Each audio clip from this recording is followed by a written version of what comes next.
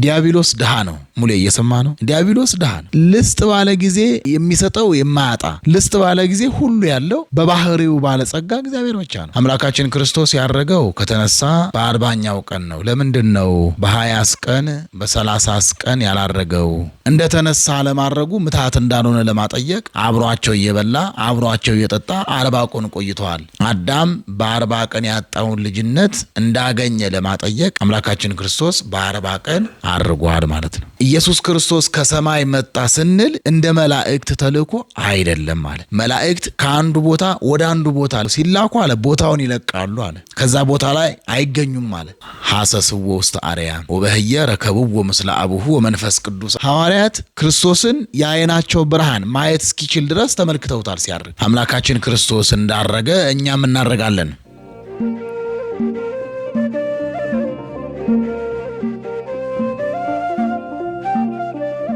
በስመ አብ ወወልድ ወመንፈስ ቅዱስ አሐዱ አምላክ አሜን። ሰላም እግዚአብሔር ከሁላችሁ ጋር ይሁን። እንግዲህ አምላካችን ክርስቶስ ከተነሳ በኋላ ማለትም መቃብር ክፈቱልኝ መግነዝ ፍቱልኝ ሳይል ከተነሳ በኋላ በ40ኛው ቀን ያደረገው። በ40ኛው ቀን ማድረጉንና የመሳሰለውን ነገር እንነጋገራለን። እንግዲህ አምላካችን ክርስቶስ ከሙታን ተለይቶ ሲነሳ ለመነሳቱ አጋዥ አላስፈለገውም። እኛ ብንነሳ በእግዚአብሔር ስልጣን፣ በእግዚአብሔር ጌትነት፣ በእግዚአብሔር አስነሽነት እንነሳለን። እርሱ ግን ሲነሳ በስልጣኑ ነው የተነሳው። ወተንሳይኩ በስልጣነ ባሕቲትየ ይላል። ለብቻው በስልጣኑ ነው የተነሳው።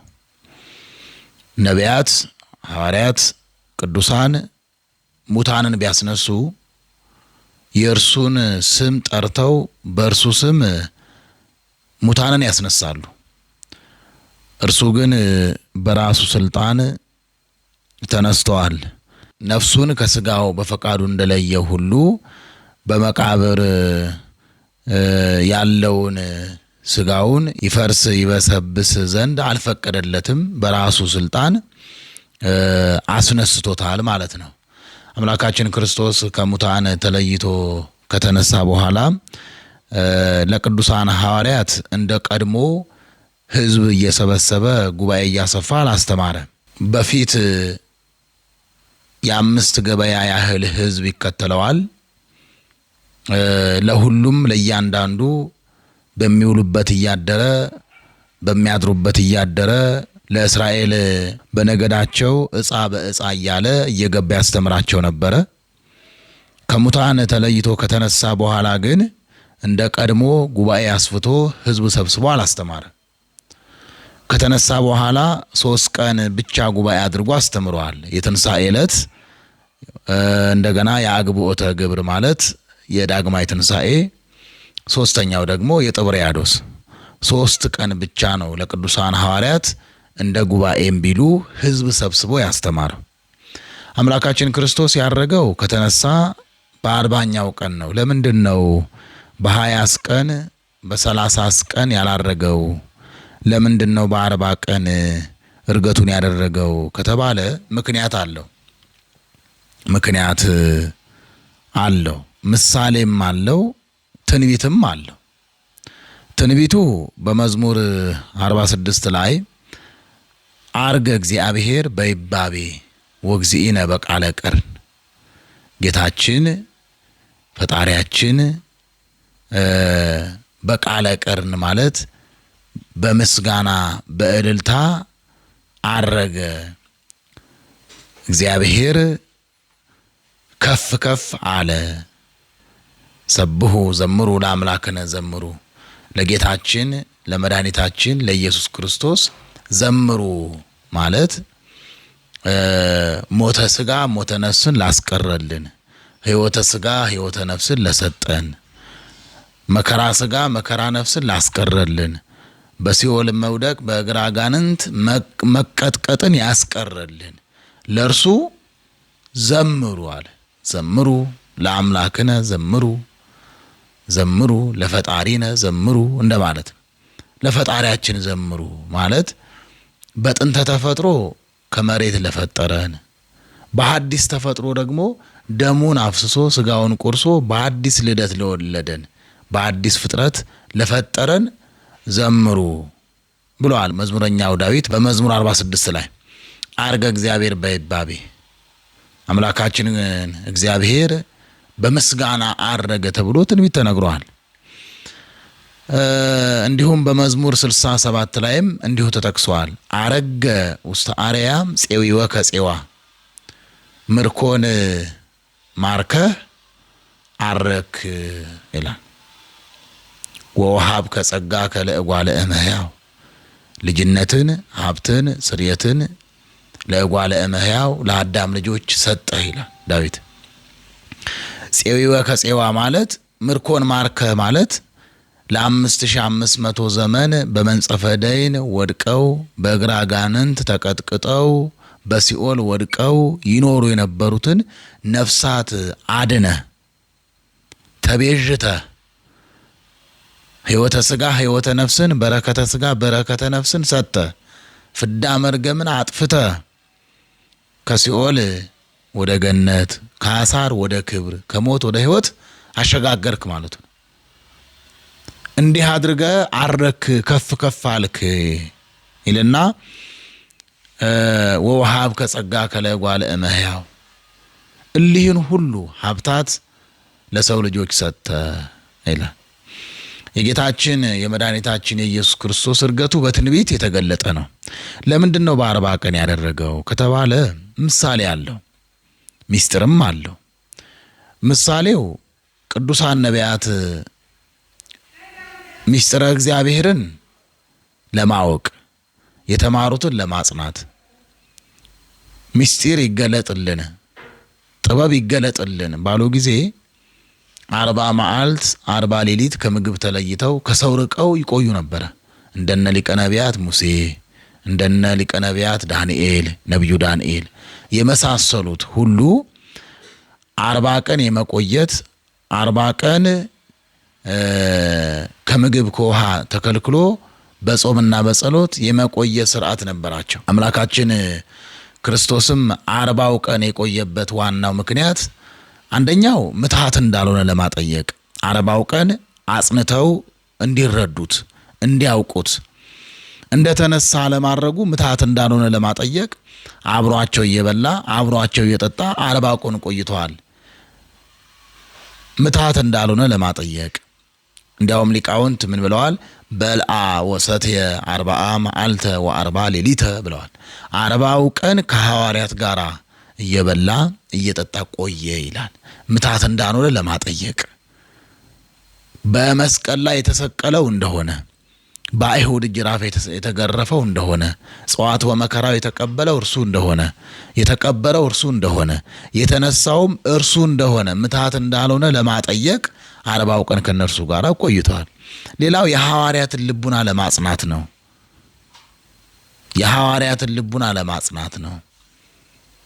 ኋላ ከዳር እስከ ዳር ከጽንፍ እስከ ጽንፍ እየሄዱ የሚያስተምሩ ስለሆነ የሚመክሩ ስለሆነ አስተምረው አጥምቀው የሚያቆርቡ ስለሆነ ለሐዋርያት የተረዳ ለሐዋርያት የታወቀ ከመሆኑም ባሻገር በሐዋርያት ላይ ጸጋ ለማሳደር ዕውቀት ለማሳደር ጥበብ ለማሳደር ለማስረዳትና የሐዋርያትን ልቡና ለማጽናት 40 ቀን ቆይተዋል።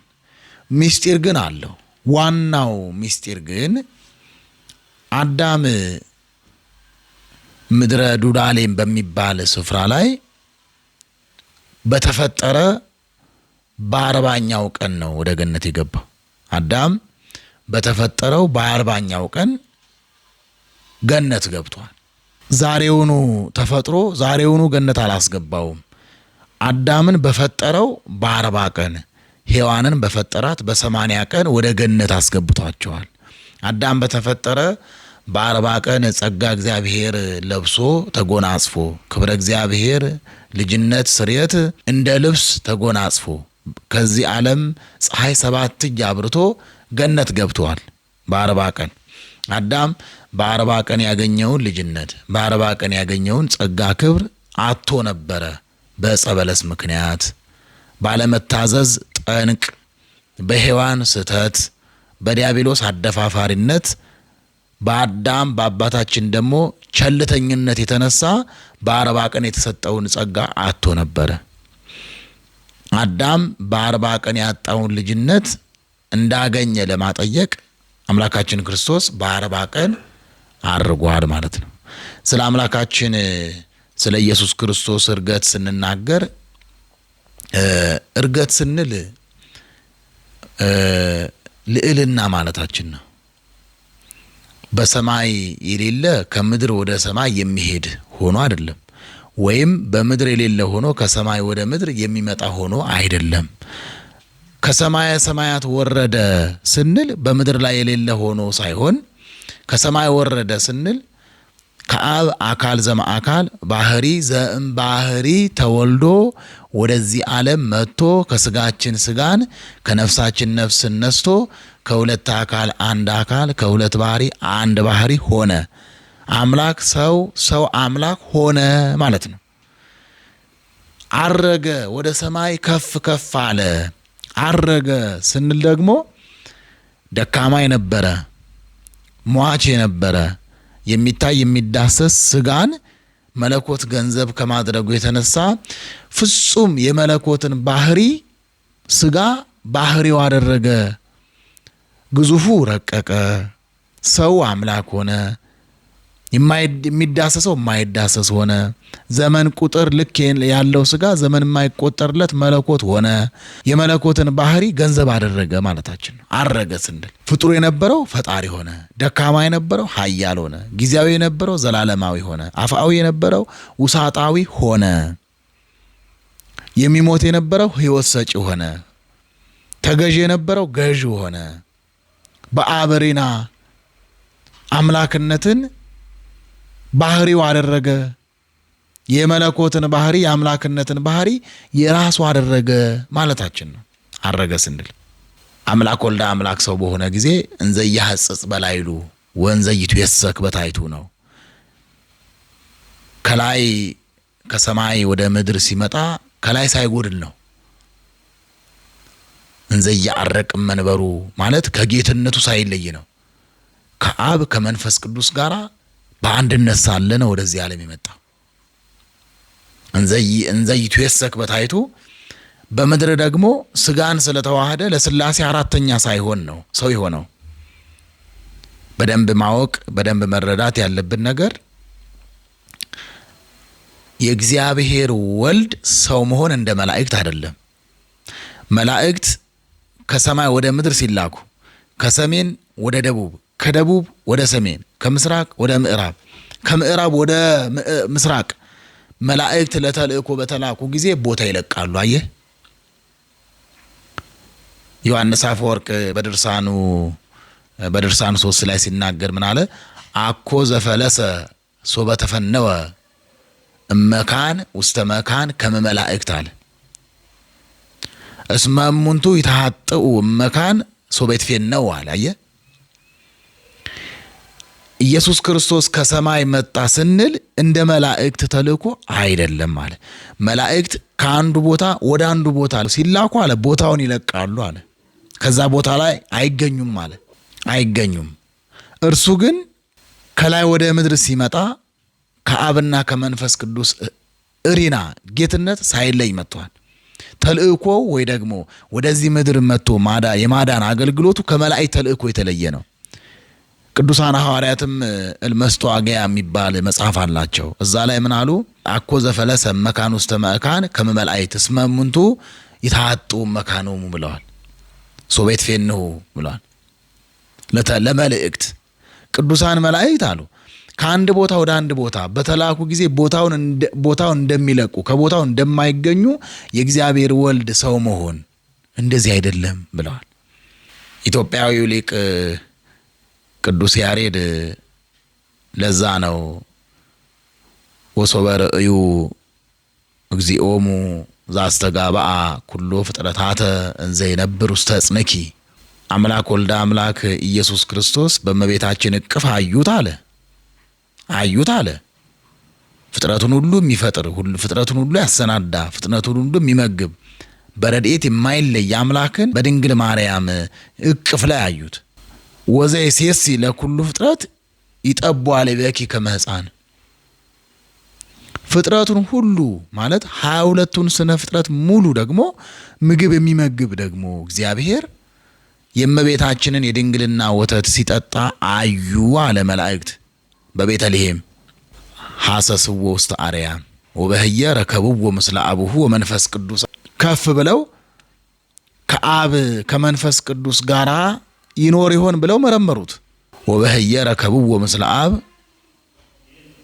ወምስለ መንፈስ ቅዱስ። በሰማይ ከአብ ከመንፈስ ቅዱስ ጋራ በአንድ እሪና በአንድ ጌትነት ያለመለየት ሲሰለስ ሲቀደስ ሲመሰገን አዩት አለ። ሰፉ ከነፊሆሙ ወሰቡ ለእግዚኦሙ እንዘ ይብሉ ስብሐት ለከ እግዚአ ኩሉ በሰማያት። ያንን ባዩ ጊዜ ማለት በሰማይም እንዳልጎደለ ከአብ ከመንፈስ ቅዱስ እንዳልጎደለ በእሪና በጌትነት በስልጣን በምድርም ደግሞ በእመቤታችን እቅፍ ሆኖ ለሥላሴ አራተኛ አካል እንዳልሆነ ባዩ ጊዜ አለ ክንፋቸውን ዘረጉ። ስብሐት ለከ እግዚአ ኩሉ፣ የሁሉ ፈጣሪ የሁሉ ገዥ ለአንተ ምስጋና ይገባል፣ ክብር ይገባል፣ ጌትነት ይገባል ብለው አመሰገኑት ይላል። አረገ ስንል በሰማይ የሌለ ሆኖ ከምድር ወደ ላይ እየወጣ አይደለም። ወደ ምድርም መጣ ስንል በምድር የሌለ ሆኖ ከሰማይ ወደ ምድር የሚመጣ ሆኖ አይደለም። ከሰማይ ወረደ ስንል ሰው ሆነ፣ አምላክ ሰው ሆነ ማለታችን ነው። አረገ ስንል ደግሞ የተዋሃደውን የሰውን ነፍስ የሰውን ስጋ የባህሪ ገንዘቡ አደረገው ማለታችን ነው። አምላካችን ክርስቶስ እርሱ ያረገው የእኛን እርገት ለማስረዳት ነው። የተነሳው እኛ እንደምንነሳ ለማስረዳት እንደሆነ ሁሉ ሞተን ፈርሰን በስብሰን አንቀርም፣ ፈርሳችሁ በስብሳችሁ አትቀሩም ሲል ተነስቶ አሳየን። እንደገና ደግሞ ከተነሳን በኋላ ትንሣኤ ሙታን ከተረጋገጠልን በኋላ ደግሞ ታርጋላችሁ ሲል ከፍ ከፍ ትላላችሁ ሲል እርገቱን አሳየን። ዮሐንስ ወልደ ነጎድጓድ እንደተናገረው አልቦ ዘአርገ ውስተ ሰማይ ዘእንበለ ዘወረደም ሰማይ፣ ከሰማይ ከወረደው ውጪ ወደ ሰማይ ያረገ ማንም የለም ይላል። እነ ኤልያስ አርገዋል፣ በእሳት ሰረገላ አርገው የለ፣ እነ ሄኖክ ተሰውረው የለ አርገው የለ፣ ሌሎቹም ቅዱሳን እኮ አርገዋል። ግን ከጠፈር በታች ናቸው፣ ከደመና በታች ናቸው። ዛሬ ያልሞቱ ሰዎች በሚኖሩበት ሀገር ስፍራ ይኖራሉ። የነ ኤልያስ እርገት ለእርገታችን ሙሉ አይደለም፣ ሙሉ መረጃ አይደለም ለእርገታችን። የነ ኤልያስ በህይወት መኖር ለዘላለማዊ ህይወታችን ሙሉ ማረጋገጫ አይደለም። ለዘላለማዊ እርገት ለዘላለማዊ ህይወት እውነተኛ እርገት እንዳለን ማስረጃ የክርስቶስ እርገት ነው። ከሰማይ ከወረደው ማለት አካል ዘእምአካል ባህሪ ዘእምባህሪ ከአብ ዘንድ መጥቶ በምድር ላይ ስጋችንን ነስቶ ነፍሳችንን ነስቶ ከባህሪ መለኮቱ ጋር አዋህዶ ከሁለት አካል አንድ አካል ከሁለት ባህሪ አንድ ባህሪ ከሆነው ከክርስቶስ በቀር አለ ማንም ወደ ሰማይ ያረገ የለም ማለት ያረገ የለም። በመቅደም ወንጌል አውሳብዮስ አሞኒዮስ የሚባሉ ሊቃውንት አሉ። ምን አሉ? አርገ እግዚእነ ከመ ያለቡ እርገተ ጻድቃን ንጹሐን አሉ። አምላካችን ክርስቶስ እርገቱን ያሳየን በሱ ስም ያመኑ በእርሱ የተጠመቁ ጻድቃን እንደሚያርጉ ለማስረዳት ነው፣ ለማረጋገጥ ነው አሉ።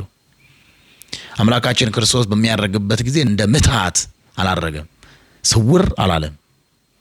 ሁለት ነገር ብቻ ልንገር። የመጀመሪያው በሉቃስ ወንጌል ምዕራፍ 24 ላይ ስለ ምጽአቱ ባስረዳበት ቦታ ላይ ወአብጾሙ እስከ ቢታንያ ወአንሥአ እዴሁ ወባረኮሙ ይላል።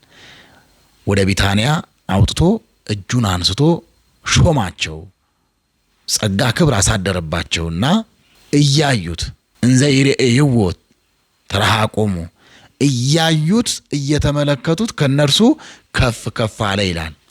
የርቀት አይደለም፣ መርቀቅ አይደለም፣ መሰወር አይደለም።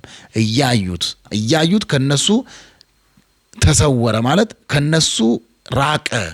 በግብረ ሐዋርያት ምዕራፍ 1 ቁጥር 11 ላይ ትኩር ብለው ያዩት ነበር ይላል። ሲያርግ ማለት ነው። ትኩር ብለው ያዩታል።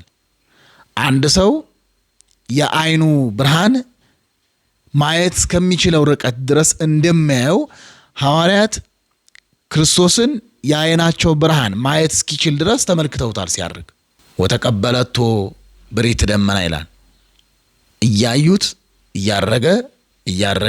እያረገ የብርሃን የክብሩ መገለጫ የምትሆን ብሪት ደመና መታ ተቀበለችው አለ። በዚህ ጊዜ ነው መላእክት ነጉዶ መጥተው እናንተ የገሊላ ሰዎች ሆይ ወደ ሰማይ እያያችሁ እየተመለከታችሁ የምታዩት ምንድነው? ምንድነው የምትመለከቱት? ምንድነው የምታዩት? ማንን ነው የምታዩት? ማንን ነው የምትመለከቱት አሏቸው። ወበከመ ርኢክምዎ እንዘ ይዐርግ ሰማየ ከማሁ ይመጽእ ወደ ሰማይ ከፍ ከፍ ሲል እንዳያችሁት እንደተመለከታችሁት አሉ። ከማሁ ይመጽእ እንዲሁ ለኃጥአን ፍዳ ለጻድቃን ዋጋ ሊሰጥ፣ ጻድቃንን በቀኝ ኃጥአንን በግራ ሊያቆም፣ በጎ ለሰሩ በጎ ስራ፣ መጥፎ ለሰሩ መጥፎ ፍርድ ሊሰጥ ይመጣል አሏቸው ይላል። አምላካችን ክርስቶስ እንዳረገ እኛም እናረጋለን። በአንደኛ ተሰሎንቄ ምዕራፍ 4 ቁጥር 17 ላይ ንሕነ ሕያዋን ለንተርፋ በምጽአተ እግዚእነ ይንበጽሖሙ ለምውታን ይላል። አምላካችን ክርስቶስ በሚመጣበት ጊዜ ሕያዋን ሆነን የምንቀርኛ ይንበጽሖሙ ለምውታን ከኛ አስቀድመው የሞቱ ሰዎች አሉ። 20 ዓመት 100 ዓመት 200 ዓመት 1000 ዘመን 2000 ዘመን ቀድመውን የሞቱ ሰዎች አሉ አይደለ? ይንበጽሖሙ እኛ በሕይወት ስላለን ቀድመናቸው አናርግም። ንትመሰጥ በደመና ሰማይ ምስሌሆሙ ህቡረ አለ። 1000 ዘመንም 2000 ዘመንም 5000 ዘመንም 7000 ዘመንም በመቃብር ፈርሰው በስብሰው የቀሩት ሙሉ ንትመሰጥ ምስሌሆሙ ህቡረ ከነርሱ ጋራ እንደ አይን ጥቅሻ ሳንለያይ አንድ ሆነን ንትመሰጥ ከፍ ከፍ እንላለን ይላል። ለምሳሌ ክርስቶስ በሚመጣበት ጊዜ በሕይወተ ሥጋ የሚኖሩ ሰዎች አሉ። እነዛ ሰዎች ሳይሞቱ አያርጉም። ወይም ደግሞ እነርሱ ስላልሞቱ በመቃብር ውስጥ የሞቱ ሰዎች ስላሉ ቀድመው የሞቱት ቀድመው የሚነሱ፣ በሕይወተ ሥጋ ያሉት ደግሞ ቀድመው የሚያርጉ አይደለም። አስቀድመው የሞቱትም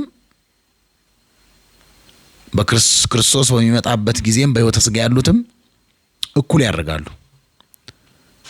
በሕይወተ ሥጋ ያሉት ግብር ይለወጣሉ። መፍረስ፣ መበስበስ፣ አጥንት መድቀቅ ይቀርላቸዋል። ግብር ሞተው ይነሳሉ። አስቀድመው ለሞቱ በሃይማኖተ ክርስቶስ በክርስቶስ ሆነው ከሞቱት ጋራ አንድ ሆነው የአይን ጥቅሻ ያህል ሳይለያዩ አንድ ሆነው ህቡረ አንድ ሆነው ንትመሰጥ በደመና ሰማይ ከፍ ከፍ እንላለን አለ። ንትቀበሎ ለክርስቶስ ውስተ አየር ይላል። አምላካችን ክርስቶስን አለ በሬት ደመና እንቀበለው ዘንድ ከፍ ከፍ እንላለን። ከፍ ከፍ እንላለን። ከዛ በኋላ ምን አለ ቅዱስ ጳውሎስ? ወንሄሉ እንከ ዘልፈ ሀበ እግዚእነ ኢየሱስ ክርስቶስ አለ። ከዚያ በኋላ ከጌታችን ከኢየሱስ ክርስቶስ ጋር አብረን እንኖራለን፣ እንነሳለን፣ እናርጋለን፣ አብረን ከእርሱ ጋር እንኖራለን ይላል። ይሄ ደስ የሚል ቃል ነው። ከክርስቶስ ጋር አብሮ ለመኖር በአዝማነ መንግሥተ ሰማያት ከዚህ ዓለም ፀሐይ 7 እጅ አብርተን የቅዱሳን መላእክትን ምስጋናን ይዘን ስፍር ቁጥር በሌለው ሞትና ሕይወት፣ ድካምና ብርታት፣ ማጣትና ማግኘት፣ መውደቅና መነሳት የሌለበት በጋና ክረምት፣ ጨለማና ብርሃን በማይፈራረቅበት ዓለም ከክርስቶስ ጋር እንኖራለን ስናርግ ማለት ነው። ከዛ ምንድነው ያለው ቅዱስ ጳውሎስ? ወይ እዜኒ መሃሩ ዘንተ ቢጸክሙ ለቢጸክሙ፣ ይህንን ነገር ለወንድሞቻችሁ አስተምሯቸው ይላል። እንደሚያርጉ እንደሚነሱ ከክርስቶስ ጋር እንደሚኖሩ ይህንን ለወንድሞቻችሁ ንገሯቸው ይላል። ብዙ ሰው ከክርስቶስ ጋር እንደሚኖር ባለማወቁ ነው ዛሬ በምድር ላይ ከማይሆን ጋራ መኖርን የመረጠው። ከክርስቶስ ጋር እንደምንኖር ከክርስቶስ ጋር በመንግሥተ ሰማያት እንደምንኖር ካወቅን በዚህ ዓለም ላይ ከማን ጋር መኖር እንዳለብን እናውቃለን። ቅዱስ ጳውሎስ ልሄድ ከክርስቶስም ጋር ልኖር እናፍቃለሁ ያለው ለዚህ ነው። መኖሪያችን በእርሱ ዘንድ ነው። የምንኖረው ከክርስቶስ ጋር ነው። ከክርስቶስ ጋር ነው የምንኖረው።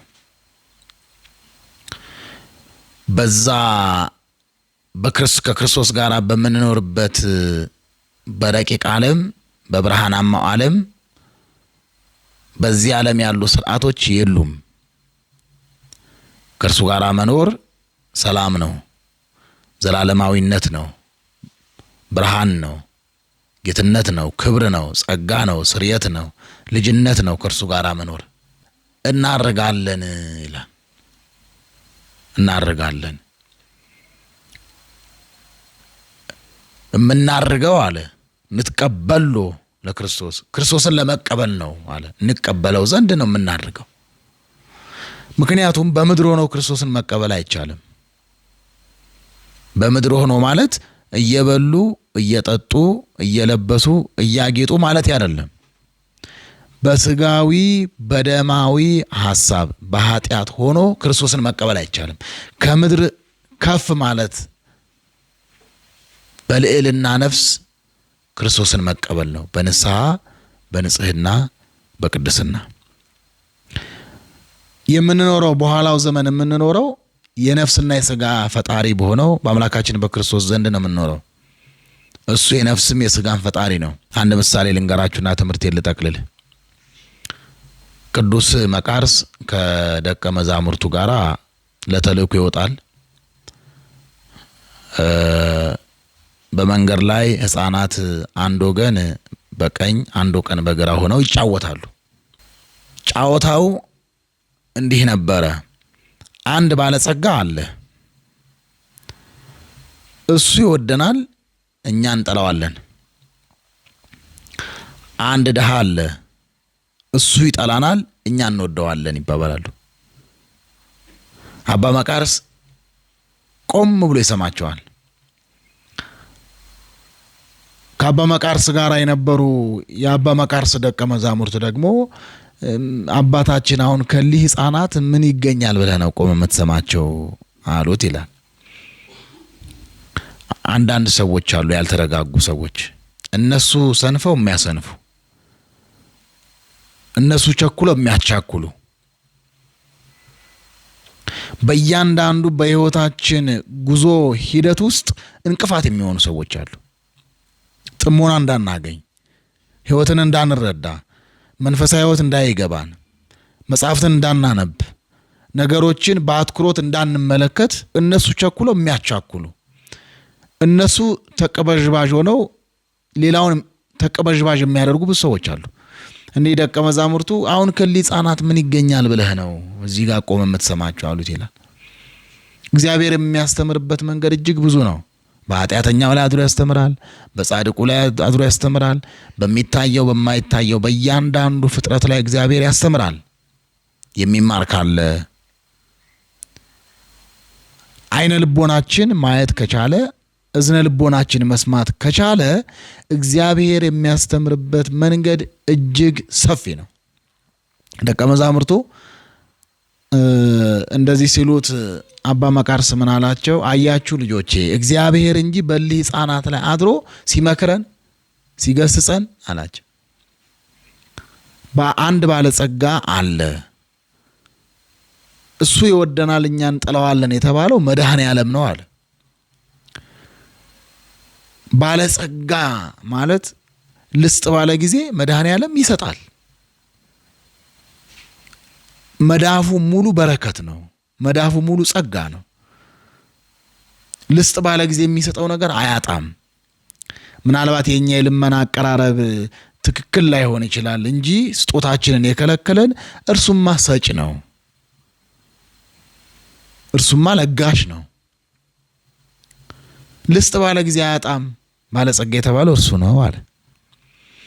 እሱ ይወደናል ማለት ሕጉን ጠብቀን ትእዛዙን ጠብቀን ርስት መንግሥተ ሰማያት እንድንወርስ ይፈልጋል። የባህሪ ክብሩን የጸጋ አድርጎ ሊሰጠን ይፈልጋል። የእርሱ የባህሪ ጸጋውን ለእኛ የጸጋ አድርጎ ሊያለብሰን ይፈልጋል። እኛ ግን አንፈልግም። እንጠላዋለን ማለት ሕጉን ትእዛዙን እናፈርሳለን ማለት ነው ብሎ ተረጎመላቸው። አንድ ድሃ አለ፣ እኛ እንወደዋለን እሱ ይጠላናል የተባለው ዲያብሎስ ነው አለ። ዲያብሎስ ድሃ ነው። ሙሌ እየሰማ ነው። ዲያብሎስ ድሃ ነው፣ ምንም የለውም። ልስጥ ባለ ጊዜ የሚሰጠው የለውም። ዲያብሎስ ብዙ ሰዎች ይታለላሉ። ዲያብሎስ ሰጪ፣ ዲያብሎስ ለጋሽ የሚመስላቸው ሰዎች፣ ዲያብሎስማ ድሃ ነው። አንዳንድ ሰዎች የአንዳንድ ሰዎች ሕይወት ሲቀየር ጥቁር ፍየል አርዶ ወይ ደግሞ የጥቁር ዶሮ አንገት ቆልምሞ የተለያየ መተት አድርጎ ገንዘብ የሰበሰበ ነው ከሌ ይላል። ሰይጣን ነው ገንዘብ የሰጠው ይላል። ሰይጣን ልስጥ ባለ ጊዜ የሚሰጠው አንዳችም ነገር የለው። የሀገራችን ጠንቋዮችን ታውቃለህ አይደል?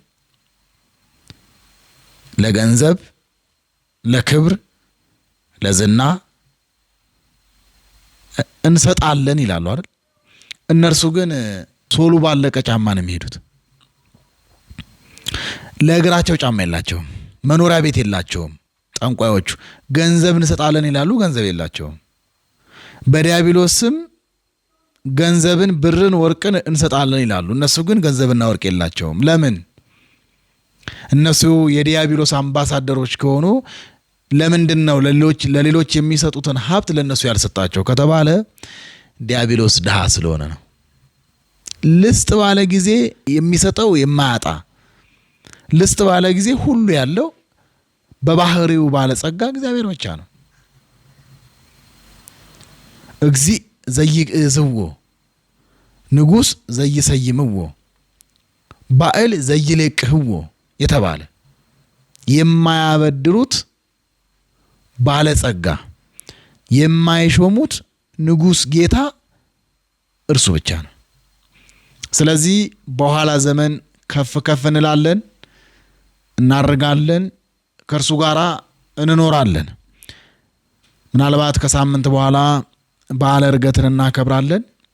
በዓለ ዕርገቱን ስናከብር ደግሞ እንደምናርግ ከፍ ከፍ እንደምንል በልዕልና ነፍስ ሆነን ከክርስቶስ ጋር እንደምንኖር ከማሰብ ጋር በዓሉን እንድናከብር ከወዲሁ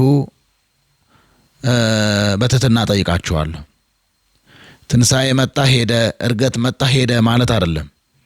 ከነፍሳችን ጋር ትምህርቱን በማዋሃድ በገባንና በተረዳነው ልክ እኛ ትንሣኤ ሙታን ያለን ዕርገት የተረጋገጠልን የእግዚአብሔር ልጆች እንደመሆናችን መጠን በስርዓቱና በሕጉ እግዚአብሔር ባለው መጽሐፍ ባዘዘው እንድንኖር ያስፈልጋል ለማለት ነው። እግዚአብሔር በደግ ዕርገቱ ዕርገታችንን አሳይቶን ከእርሱ ጋራ ከዚህ ዓለም ፀሐይ 7 እጅ አብርተን ከእርሱ ጋራ ለመኖር እድል ፈንታውን ጽዋ ተርታውን ለሁላችን የሚያድለን የአባታችን የአቡነ ገብረ መንፈስ ቅዱስ በረከት ያሳደርብን። ይቆየን። አመሰግናለሁ።